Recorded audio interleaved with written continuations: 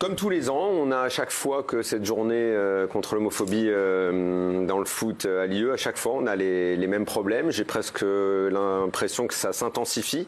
Je crois que l'année dernière ça avait donné des débats animés ici, non, entre Mathieu et Gilles. Parce il y avait Gay en fait. Ça s'était cristallisé autour d'Idrissa Gueye qui n'avait pas du tout assumé. Il avait inventé un mal de tête ou je ne sais quoi pour pas jouer. Maintenant, les joueurs le revendiquent carrément. Ça a été le cas des 4 ou 5 Toulousains qui n'ont pas voulu jouer.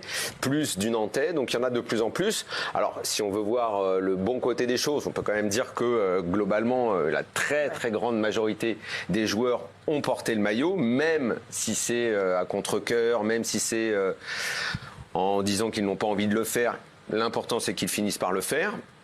En fait, ce que je ne comprends pas, c'est qu'ils n'arrivent pas à se mettre dans la tête qu'ils ne font pas ça pour soutenir une cause, qu'on leur demande pas de se déguiser en drag queen, qu'on leur demande pas de se mettre sur un char avec une plume dans le derrière pendant la Gay Pride, mais qu'on leur demande juste de porter un maillot qui est contre l'homophobie. En gros, contre les agressions ou les choses qui peuvent aller à l'encontre d'un homosexuel. Voilà, c'est juste ça.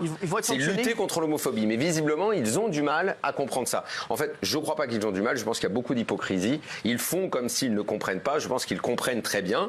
Et que tout simplement pour des convictions personnelles, qui sont souvent des convictions religieuses, ils ne veulent pas participer à ce mouvement. C'est clair, net. Je préfère la version de ceux qui assument à ceux qui se cachent, comme Guy avait pu le faire l'année dernière.